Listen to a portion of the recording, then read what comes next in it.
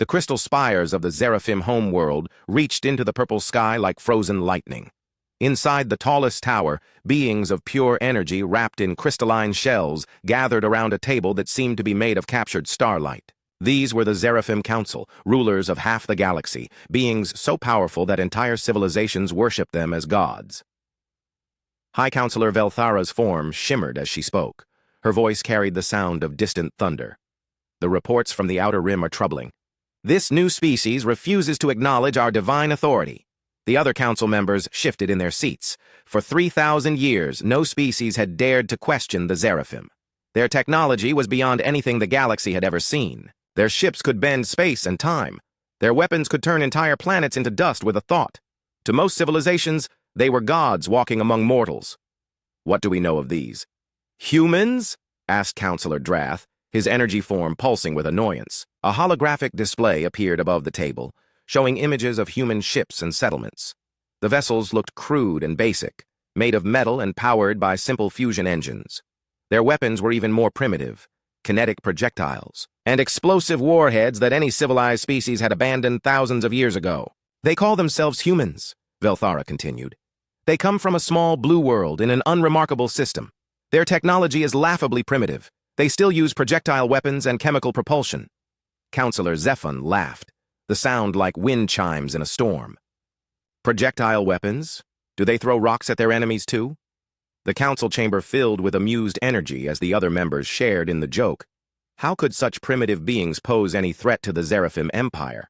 The concerning part, Velthara said, her tone growing serious, is their response to our diplomatic overtures. When our envoys approached their outer colonies, the humans did not fall to their knees. They did not beg for mercy or offer tribute. They simply told our representatives to leave. The laughter stopped. Silence filled the chamber like a cold wind. They told us to leave? Drath's energy form flared brighter. Do they not understand what we are? Apparently not, Velthara replied. Our envoys explained that we are divine beings, rulers of the stars, masters of forces beyond their comprehension. The humans listened politely and then said they were not interested in joining our empire. Counselor Nexus, the oldest member of the council, spoke for the first time.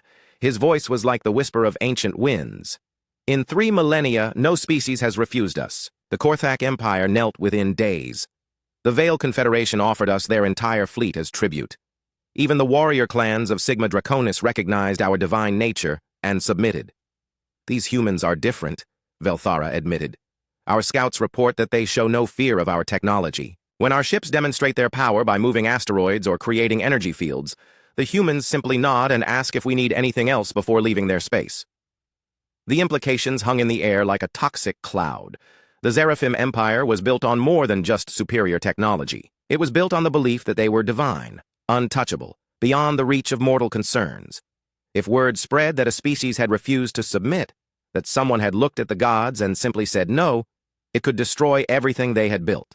We cannot allow this defiance to continue, Drath declared.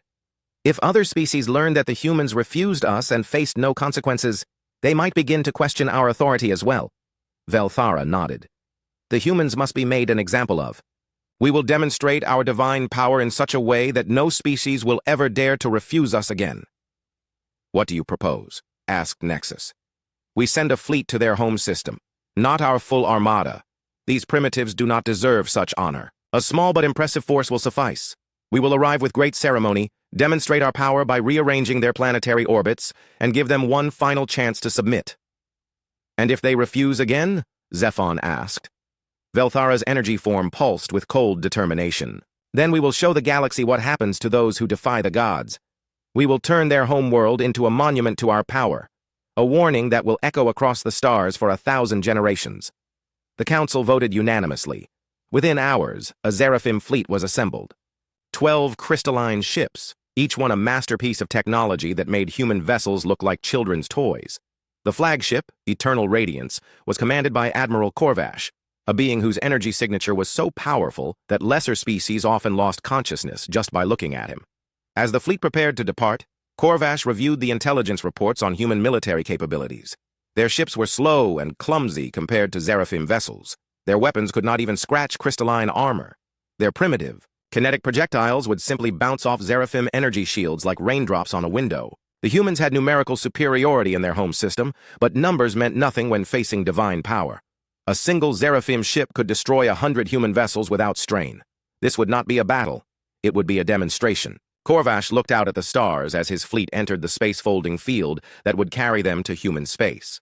Soon, these defiant primitives would learn the price of refusing the gods. They would kneel or they would burn. There was no third option. The Seraphim fleet emerged from fold space at the edge of the Sol system 3 days later. Corvash expected to find human ships fleeing in terror, their crude sensors having detected the arrival of divine judgment. Instead, his scanners showed something unexpected. The humans were waiting for them.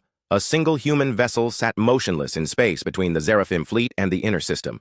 It was smaller than even the smallest Seraphim ship, a blocky metal construction that looked more like a flying building than a proper starship. Its hull was scarred and patched, suggesting it had seen many battles. "Admiral," his communications officer reported, "the human vessel is transmitting on standard frequencies." "Put it through," Corvash commanded. He was curious to hear what these primitives would say when faced with divine power. The transmission crackled to life, carrying the voice of a human male. The tone was calm, almost conversational. "This is Captain Sarah Chen of the United Earth Ship Determination. You are entering human space without permission. Please state your intentions or return to wherever you came from." Corvash could not believe what he was hearing. This primitive insect was addressing him, a divine being, as if they were equals, as if she had the authority to give him orders. "I am Admiral Corvash of the Seraphim Empire," he replied, his voice carrying enough power to shatter mountains.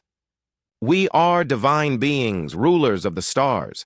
Your species will submit to our authority or face destruction." There was a pause before the human captain responded. "I see. Well, Admiral, humans don't really do the whole submission thing. We're kind of stubborn that way, so I'm going to have to ask you to leave our space. Now." The communications channel closed, leaving Corvash staring at his officers in amazement. The primitive had just dismissed him. A mortal insect had told a god to leave. "Admiral," "His weapons," officer asked. "Shall we demonstrate our power?" Corvash looked at the small human ship sitting defiantly between his fleet and their home system. 1 ship against 12.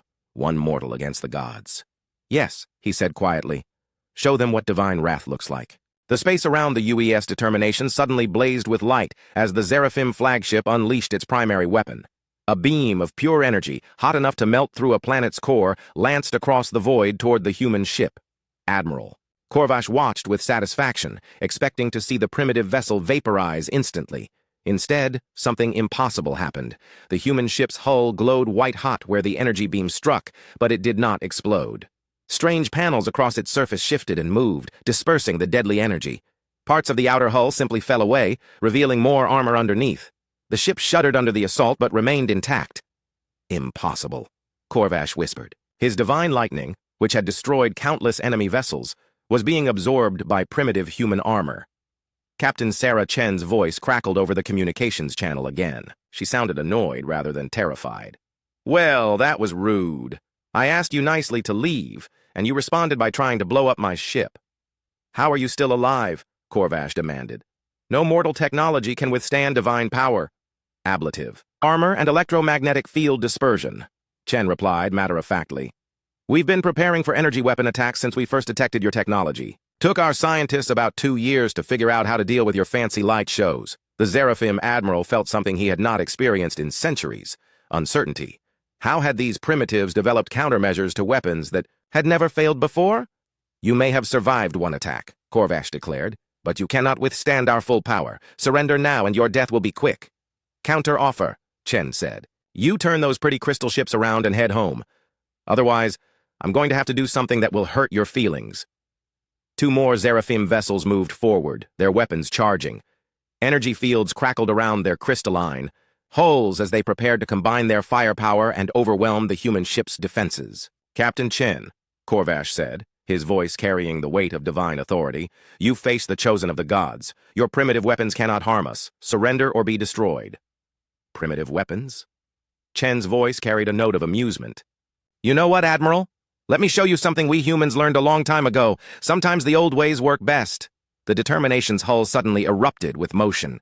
Panels slid open along its flanks, revealing rows of massive magnetic coils. Warning lights flashed across the Seraphim ship's sensors as enormous amounts of electrical energy began building up in the human vessel.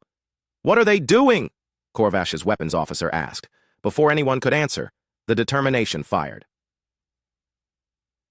Theant. Railgun projectile was a simple piece of tungsten steel alloy, weighing about 50 kilograms. It was not guided by sophisticated computers or enhanced with exotic energy fields. It was just a very dense piece of metal accelerated to 30% of light speed by magnetic fields.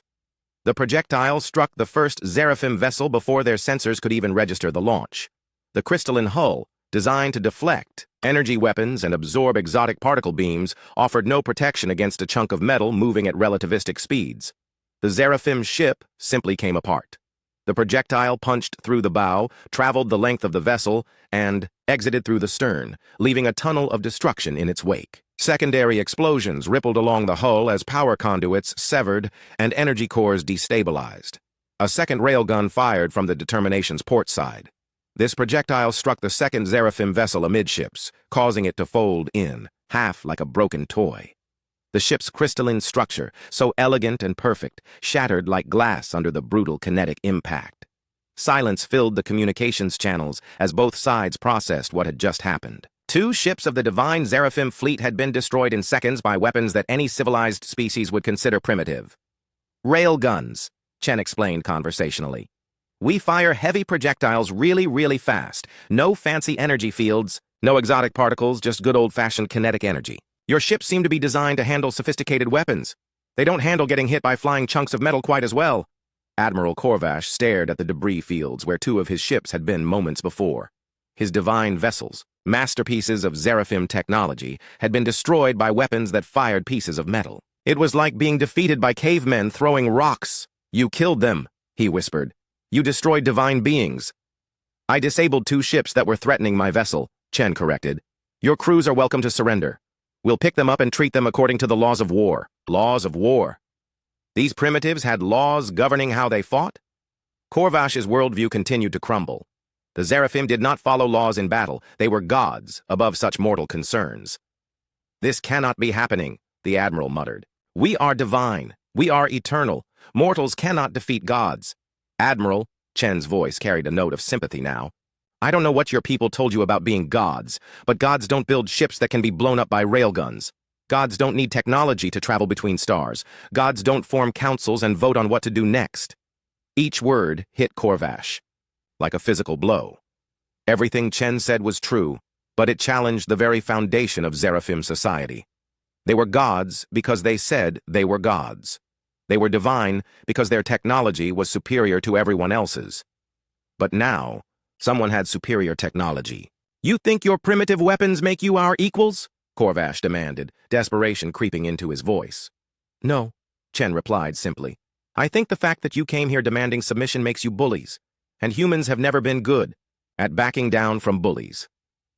The remaining Seraphim ships began to retreat, but Chen's voice stopped them. Admiral, before you go, I want you to understand something. We didn't develop these weapons to fight you specifically. We developed them because we knew that someday someone would come to our space and demand that we kneel. We decided a long time ago that we would never kneel to anyone. You would rather die than submit? Corvash asked. Every time, Chen answered without hesitation. That's what makes us human. The Seraphim fleet limped away from the battlefield, leaving behind the wreckage of 2 vessels and the shattered remains of their divine reputation. As they retreated, Captain Chen transmitted a message on all frequencies, ensuring that every ship in the fleet would hear it clearly. Tell your council this, Admiral. Tell them that humans don't recognize gods, kings, emperors, or anyone else who claims the right to rule us. We govern ourselves. We make our own choices. And we defend our freedom with everything we have. The message continued broadcasting as the Seraphim ships fled toward the edge of the system. If your people want to trade with us, talk to us, even argue with us, you're welcome to do so as equals. But if you come to our space again demanding submission, you'll find that the UES Determination isn't the only human ship equipped with railguns. Admiral Corvash sat in stunned silence as his fleet retreated from the Sol system. 2 ships lost. Their divine authority challenged, their reputation for invincibility shattered by a single human vessel with primitive weapons and an impossible attitude. How could he report this to the council? How could he explain that mortals had defeated gods? How could he admit that their entire empire might be built on a lie? As the Seraphim fleet reached the edge of human space and prepared to enter fold space for the journey home, Corvash realized that everything had changed. The galaxy would never be the same once word of this battle spread. The gods had been proven mortal, and the humans had done it with chunks of metal fired from magnetic coils. The age of divine rule was ending, and it was ending with the thunder of railguns and the defiant voice of a human captain who refused to kneel. News of the defeat traveled through the galaxy faster than the Seraphim fleet could return home. Subspace communications networks carried the impossible story to every corner of known space. The gods had been challenged, and the gods had fled on. The crystal spires of the Seraphim homeworld, High Counselor Velthara felt her energy form flickering with rage as she received Admiral Corvash's report. Around the council table, the other divine beings sat in stunned silence. "Say that again," Velthara demanded. Corvash's image wavered in the holographic display. His energy signature was dimmed, weakened by shame and disbelief. 2 ships destroyed by kinetic weapons. Primitive railguns that fired metal projectiles. Our crystalline hulls offered no protection. "Impossible," Counselor Drath declared. "Our ships are divine constructs. No mortal weapon can harm them." "The wreckage of the divine. Storm and celestial might would disagree," Corvash replied bitterly. "I watched them break apart like glass sculptures hit by hammers." Counselor Nexus leaned forward, his ancient energy form pulsing with concern. "What of our reputation? What of the fear and reverence that maintains our empire?" "Gone," Corvash admitted. "The humans broadcast their defiance on all frequencies. Every species in that sector heard a human captain tell us to leave their space. They heard her explain that humans don't kneel to gods." The silence that followed was deafening. For 3,000 years, the Seraphim Empire had ruled through a combination of superior technology and carefully cultivated mystique. Species across the galaxy believed the Seraphim were divine beings, beyond the reach of mortal weapons or concerns. That belief was the foundation of their power. "Already we are receiving reports from our outer territories," Velthara said, her voice tight with control. "The Korthak Confederacy has stopped sending tribute ships. The mining colonies in the Vega system are no longer responding to our communications. 3 species have formally requested audiences to renegotiate their relationship with the Empire." The implications hung in the air like poison gas. If subject species began to believe that the Seraphim could be defeated, the entire Empire would collapse within months. "We must respond immediately," Drath declared. "Send the full armada to this human system. Destroy them completely. Leave nothing alive, nothing standing. Make their home system a dead zone that serves as a warning to anyone who would dare defy us." "The full armada?" Nexus questioned. 112 vessels against a single primitive species? "It is not about the threat they pose," Velthara explained. "It is about the message we send. If we use anything less than overwhelming force, other species will see it as a sign of weakness. They will think that humans are somehow special, that they possess weapons or defenses we cannot overcome." Counselor Zephin's energy form shimmered with uncertainty. "But what if the humans have more surprises? What if their railguns are only the beginning? Then we will learn the extent of their capabilities and adapt accordingly," Velthara replied. "But we cannot allow this defiance to stand. Order the armada to assemble. We will personally lead this expedition." "The entire council?" Corvash asked in surprise. "Yes. When we destroy the human homeworld, we want every species in the galaxy to see that the gods themselves have taken the field. There will be no doubt about the consequences of defying divine will." 3 days later, the largest fleet in Seraphim history departed their homeworld. 112 crystalline ships, including the massive flagship Eternal Dominion, folded space around them as they traveled toward the Sol system. Each vessel was a masterpiece of technology, armed with weapons that could crack planets, and shielded by energy fields that had never been breached. The Seraphim Council expected to arrive at Earth and find a species in panic. They expected desperate pleas for mercy, frantic attempts at negotiation, perhaps even the complete evacuation of the human homeworld as the primitives fled before divine wrath. Instead, they found humanity preparing for war. The Sol system had been transformed in the weeks since the first encounter. Massive orbital shipyards worked around the clock, their construction bays glowing with the light of fusion torches and industrial fabricators. Defense platforms bristled with weapons, positioned at strategic points throughout the system. The asteroid belt had been strip-mined to provide raw materials for the human war machine. Most shocking of all were the ships. Hundreds of human vessels patrolled the system, their blocky metal hulls scarred and patched, but undeniably threatening. These were not the crude exploration ships the Seraphim had expected.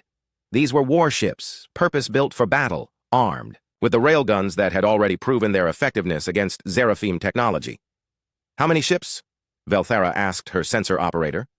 437 human vessels detected, High Counselor. They appear to be arranged in defensive formations around their homeworld and major industrial installations. 400 ships. The humans had more vessels than the Seraphim, though individually they were smaller and presumably less advanced. Still, the sight of such a large fleet was unsettling. "No matter," Drath declared. "Numbers mean nothing when mortals face gods. Begin the attack." But before the Seraphim could move into weapon range, they received a transmission from the human fleet. The voice belonged to the same captain who had defeated Admiral Corvash, but now she spoke from the bridge of a much larger vessel. "This is Admiral Sarah Chen of the United Earth Defense Force, speaking from the UES Indomitable. You've returned in greater numbers, I see. I'm hoping this means you've reconsidered our previous conversation and decided to approach us as equals rather than demanding submission." Velthara herself responded, her voice carrying the full weight of divine authority. "I am High Counselor Velthara of the Seraphim Empire. We are gods, eternal and supreme. Your previous defiance was an insult to the natural order of the universe. Submit now, and your deaths will be swift." "Admiral Chen," the human replied, no longer using the lesser rank of captain. Apparently, the humans had promoted her after her victory. "And my answer remains the same as before. Humans don't kneel to anyone. We don't recognize gods, kings, emperors, or self-appointed cosmic overlords." "Then you will be destroyed," Velthara declared. "Behold the power of divine wrath." The Seraphim flagship opened fire, its main weapon lancing out across space with enough energy to vaporize a small moon. The beam struck the lead human vessel, a massive ship that dwarfed even the Determination. The human ship's armor glowed, white-hot under the assault, sections of hull boiling away into space. But the ship survived. Its electromagnetic fields dispersed the energy. Its ablative armor absorbed the heat, and its redundant systems kept it fighting even as parts of its hull were stripped away. "Your turn," Admiral Chen said calmly. The human response was devastating. Dozens of railguns fired simultaneously, launching a storm of metal projectiles at relativistic speeds.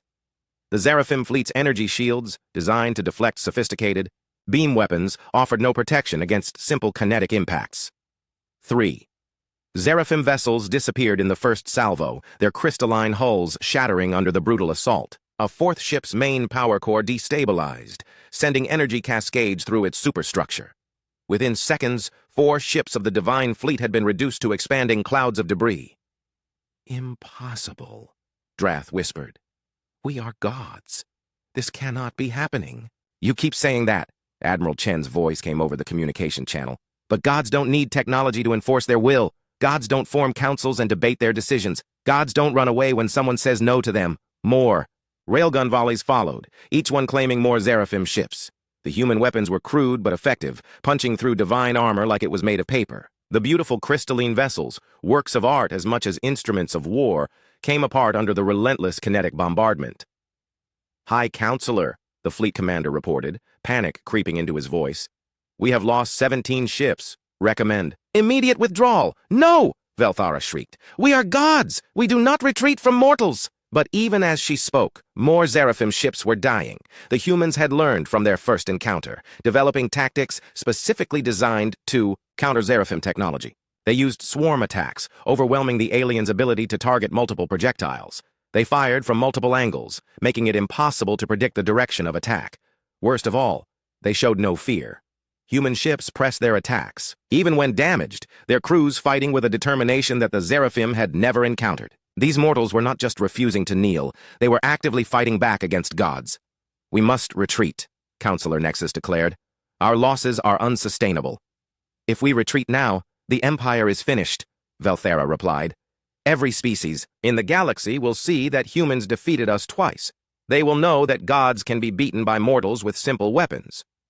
"The Empire is finished anyway if we lose the entire Council," Nexus pointed out. "Look around, Velthara. Look at what these humans have done to our fleet." The High Counselor looked, and what she saw filled her with terror. Half the Seraphim armada was gone, destroyed by weapons that fired chunks of metal. The surviving ships were retreating in disorder, their perfect formations broken by panic and confusion.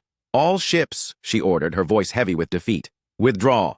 The news of the second defeat spread through the galaxy like wildfire. On 1,000 worlds, species that had knelt before Seraphim power for millennia suddenly lifted their heads and wondered why they had ever bowed to beings who could be defeated by flying chunks of metal. In the Korthak Confederacy, Admiral Vex stood before his fleet and spoke words that would have been treason just days earlier. The gods bleed, the gods run, the gods are not gods at all. Within hours, Korthak ships were moving against Seraphim outposts throughout their sector. On the mining worlds of Epsilon Eridani, workers who had slaved for centuries to provide tribute to their divine overlords simply stopped working. When Latis Seraphim overseers demanded explanations, the miners pointed to the news broadcasts from Sol and asked a simple question. If they're really gods, why do they need us to mine metals for them? The effect was cascading, unstoppable. 3,000 years of carefully maintained divine authority collapsed in weeks as species after species realized they had been living a lie. But the Seraphim Empire was not finished yet.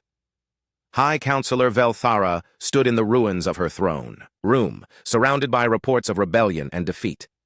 Half her fleet was gone, destroyed by primitive humans. 3/4 of her empire was in open revolt. The remaining Seraphim worlds were demanding answers, asking how their divine leaders could be so thoroughly humiliated by mortals. There is still one option, Counselor Drath said quietly. His energy form was dimmed, weakened by the psychic shock of defeat. The World Killer! The other council members turned to stare at him. The World Killer was their ultimate weapon, a ship, so massive and powerful that it had never been used in actual combat. It was more than a vessel. It was a mobile fortress, a planet-sized construct that carried enough firepower to destroy solar systems. The World Killer has not left its dock in 1,000 years, Counselor Nexus protested. It was built as a deterrent, not a weapon of war. Then perhaps it's time to remind the galaxy why we built it, Velthara replied. Her voice carried a note of desperate madness. If we cannot rule through divine authority, we will rule through absolute terror. You would destroy an entire star system to maintain power? Nexus asked. I would destroy 12 star systems, Velthara answered without hesitation. The humans have proven that our technology can be countered, our ships destroyed. But no species in the galaxy has weapons capable of threatening the World Killer. When we turn their sun into a supernova, every rebel world will remember why they feared us. The vote was close, but it passed. Within days, the ancient weapon was moving through space toward the Sol system, its massive bulk folding reality around it as it traveled faster than light. The World Killer was 300 kilometers long, armed with weapons that could ignite stars and shielded by energy fields that had never been tested because no weapon existed that could threaten them. Its crew was handpicked from the most loyal, Seraphim warriors, beings who still believed in their divine destiny despite the recent defeats. They were led by Admiral Korvash, the same officer who had been humiliated by Captain Chen weeks earlier. His energy form burned with the need for revenge. This time will be different, he told his crew as they approached the Sol system. This time, we bring a weapon that cannot be countered. The humans may have railguns, but they have nothing that can harm the World Killer. When the massive ship emerged from fold space at the edge of the Sol system, the effect was immediate and terrifying. Human sensor stations across the system screamed warnings as they detected the enormous energy signature approaching their homeworld. This was not another fleet of ships. This was something far worse. Admiral Chen stood on the bridge of the UES Indomitable, staring at the tactical display in disbelief. The alien vessel was larger than anything she had ever imagined, its energy output off the scale of human sensors. How big is that thing? Her tactical officer asked. Bigger than our largest space stations, Chen replied. And the energy readings suggest it's armed with weapons we can't even classify. Across the human fleet, similar conversations were taking place. The men and women who had faced down the Seraphim Armada with confidence now found themselves looking at something that defied comprehension. This was not a ship. It was a mobile weapon of mass destruction. Admiral Korvash's voice echoed across the system on all frequencies. Humans of Earth, you have defied the divine order for the last time. Behold the World Killer, a weapon beyond your primitive understanding. We offer you one final chance to surrender. Kneel before your gods, and your deaths will be swift. Continue your defiance, and we will turn your sun into a funeral pyre that will light the galaxy for 1,000 years. The transmission ended, leaving the human fleet in stunned silence. Around Earth, millions of people looked up at the sky and wondered if they were about to witness the end of everything they had ever known. But Admiral Chen had not become the hero of humanity by backing down from impossible odds. She opened a channel to the Seraphim vessel, her voice steady despite the magnitude of the threat she faced. Admiral Corvash, this is Admiral Chen. I remember you from our last conversation. You ran away then, and you'll run away now. Foolish mortal, Corvash replied. You cannot destroy the World Killer with your primitive weapons. Our shields can withstand the impact of planets. Our hull is made from materials that exist only in the cores of neutron stars. You might as well attack us with sticks and stones. Maybe, Chen admitted. But here's the thing about humans, Admiral. We're really good at finding weaknesses in things that seem invulnerable. Give us a few minutes. Even as she spoke, human scientists and engineers across the Sol system were frantically analyzing sensor data from the massive Seraphim vessel. The ship was indeed formidable, protected by energy fields that no human weapon could penetrate. But it was also old, built using technology from 1,000 years ago, and old technology, no matter how advanced, had old vulnerabilities. Admiral, her science officer called out, we're detecting massive energy buildups in the Seraphim ship's forward sections. They're charging some kind of stellar ignition weapon. Chen nodded grimly. The aliens weren't bluffing. They really could destroy the sun. But even as the World Killer prepared to end human civilization, her tactical team had found something interesting in their sensor readings. The ship's power distribution network, her tactical officer reported. It's centralized, feeding from a single massive reactor core, and there's a maintenance shaft that runs from the outer hull directly to the reactor chamber. A maintenance shaft? Chen asked. Apparently, the builders needed a way to service the reactor without shutting down the entire ship. The shaft is heavily armored, but it's not protected by the main energy shields. Chen smiled for the first time since the World Killer had arrived. Sometimes, the biggest ships have the biggest weaknesses. All hands, prepare for ramming speed. Across the human fleet, similar orders were being given. Ships that had been built to fight other ships were now preparing for something unprecedented.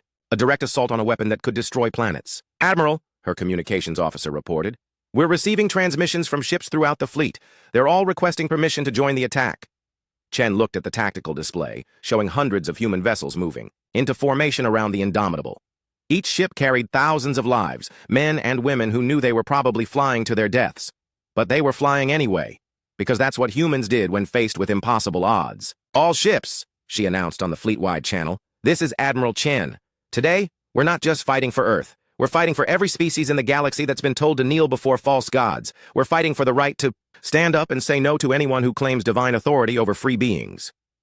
The human fleet began its final charge toward the World Killer, hundreds of ships racing toward certain destruction in defense of everything they held dear, and in the depths of space. Ancient weapons powered up for a battle that would determine the fate of the galaxy. The space around Earth exploded into light as the World Killer opened fire. Beams of energy that could melt asteroids lanced out toward the approaching human fleet, each shot capable of destroying multiple ships.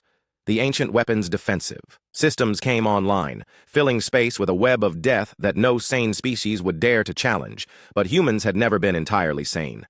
The first wave of human ships died almost instantly. Destroyers and cruisers simply vanished as the World Killers. Weapons found their targets. But for every ship that fell, 2 more pressed forward, their crews knowing that retreat meant the death of everyone they had ever loved.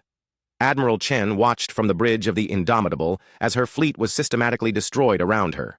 Ships that had fought beside her for years disappeared in flashes of light, taking their crews with them into the dark. But still, the surviving vessels pressed on, closing the distance to their impossible target. Admiral, her tactical officer, called out, the Tarawak and the Defiance are breaking through the outer defensive grid. Chen nodded, her eyes fixed on the tactical display. The plan was working, but at a terrible cost. Human ships were using their numbers to overwhelm the World Killer's targeting systems, accepting massive casualties to get just a few vessels close enough to matter. All ships, she announced. Execute Pattern Omega. Everything we have, right down their throat. Across the remaining fleet, human vessels opened fire with every weapon they possessed. Railguns, missile batteries, laser arrays, and kinetic impactors all fired simultaneously, creating a storm of projectiles and energy beams that lit up the darkness of space. Most of the weapons were absorbed or deflected by the World Killer's shields, but sheer volume began to tell. Energy fields fluctuated under the constant bombardment. Armor plating, no matter how advanced, began to show scorch marks and stress fractures. Admiral Corvash stood on his command deck, watching in amazement as the primitive humans continued their suicidal assault. By all logic, they should have broken and fled by now. No rational species would sacrifice hundreds of ships in a hopeless attack against superior technology. "Admiral," his weapons officer reported, "the humans have lost 2/3 of their fleet, but they're still advancing. Some of their ships are attempting to ram our hull." Korvash watched as human vessels, their weapons exhausted and their armor shattered, turned themselves into guided missiles. Ship after ship crashed against the World Killer's hull, their fusion reactors exploding in brilliant flashes that momentarily outshone the local star. "They're insane," he muttered. "They have to know they cannot win." But even as he spoke, alarms began sounding throughout the World Killer. The human assault was taking its toll, and some of their ships had found weak points in the ancient vessels. "Defenses!" "Admiral," his engineering officer called out. "Hull breach in Sector 7. A human ship has penetrated the outer armor." On the tactical display, Korvash could see a single human vessel, battered and burning, forcing its way through a gap in the World Killer's hull. The ship was the UES Indomitable, Admiral Chen's flagship, and it was heading directly for the maintenance shaft that led to the reactor core. "Stop them," Korvash ordered. "Seal that section. Deploy internal defenses." But it was too late. The Indomitable had already entered the maintenance shaft, its armored prow grinding against the ancient metal walls as it forced its way deeper into the heart of the World Killer. On the bridge of the Indomitable, Admiral Chen felt her ship shaking, apart around her. Hull plates buckled under the stress of forcing their way through a passage barely large enough to accommodate their vessel. Behind them, Seraphim defense systems were coming online, filling the shaft with deadly energy beams. "Admiral," her engineer reported, "we've lost main power, running on emergency batteries only." "How much further to the reactor?" Chen asked. 2 kilometers, but at this rate we'll lose structural integrity before we get there." Chen looked around her bridge at the men and women who had followed her into the belly of the beast. They all knew they weren't going home. They had all known it from the moment they entered the shaft. "All hands," she announced over the ship's communication system. "Abandon ship. Get to the escape pods and find another way out." "Admiral," her tactical officer protested. "We can't leave you here." "Someone has to stay with the ship," Chen replied. "Someone has to make sure we reach that reactor. Go." "That's an order." One by one, her crew evacuated the bridge, leaving Chen alone with her dying ship. Around her, the Indomitable groaned and sparked as it continued its final mission, pushing deeper into the World Killer's mechanical heart. The reactor chamber was a vast space filled with machinery that humans barely understood. Energy flowed through crystalline conduits in patterns that hurt to look at directly. At the center of it all was the World Killer's power core, a sphere of contained energy that provided the massive ship with unlimited power. The Indomitable burst into the chamber like a bullet, its momentum carrying it directly toward the reactor. Chen had just enough time to arm her ship's self-destruct sequence before the impact shattered her vessel against the power core's containment field. The explosion that followed was visible from Earth. The World Killer, invincible for 1,000 years, came apart like a house of cards. Secondary explosions rippled along its length as power systems overloaded and ammunition stores detonated. Within minutes, the largest weapon the galaxy had ever seen was reduced to an expanding cloud of debris. Admiral Korvash's last thoughts, as his command deck disintegrated around him, were of the human admiral who had sacrificed everything to stop him. These mortals didn't fight like any species he had ever encountered. They didn't fight for conquest or territory or resources. They fought for an idea, the idea that no one had the right to rule others through fear, and they were willing to die. For that idea, the destruction of the World Killer was broadcast across the galaxy on every communication frequency. Species that had cowered before Seraphim power for millennia watched in amazement as the god's ultimate weapon was destroyed by a single human ship. But the real message came in the transmission that followed, broadcast from Earth on all frequencies. It was Admiral Chen's voice, recorded before her final mission. To every species listening to this message, remember what you've seen today. Remember that the Seraphim claim to be gods, but gods don't need weapons to enforce their will. Gods don't build empires through fear and intimidation. Gods don't run away when mortals tell them no. The message continued as rescue ships searched the debris field for survivors. The Seraphim ruled you because you believed they were divine. But divinity isn't about superior technology or powerful weapons. It's about wisdom, compassion, and justice. And those are qualities that any species can possess. Across the galaxy, revolution spread like wildfire. The Korthak Confederacy declared independence and began offering aid to other rebel species. The mining worlds of Vega united into a free republic. The warrior clans of Sigma Draconis turned their fleets against their former masters. Within months, the Seraphim Empire had completely collapsed. Some of the former gods tried to maintain their authority through force, but their fleets were no match for united rebel forces armed with human-designed railguns. Others, recognizing the futility of their position, negotiated peaceful surrenders and accepted new roles as equals rather than overlords. High Counselor Velthara was found dead in her throne room, her energy form finally extinguished by the weight of defeat. In her final moments, she had realized the truth that Admiral Chen had tried to tell her, that true strength came not from claiming divine authority, but from the courage to stand up to those who made such claims. A year after the Battle of Seoul, representatives from hundreds of species gathered on Earth for the first Galactic Convention. They came not as subjects seeking divine guidance, but as equals working together to build a better future. The Seraphim who attended did so as one species among many, their claims of godhood forgotten. The convention's opening ceremony was held in New Geneva, in a memorial hall dedicated to Admiral Sarah Chen and the crews who had died defending human freedom. As delegates from across the galaxy stood together, they heard Chen's final message one more time. No one is above challenge. No one deserves to rule through fear. The universe is vast and full of wonders, but the greatest wonder of all is the courage of free beings who refuse to kneel before anyone who claims authority over them. In the years that followed, human ships would carry that message to every corner of the galaxy. They served not as conquerors or rulers, but as allies and friends to any species willing to stand up for their own freedom.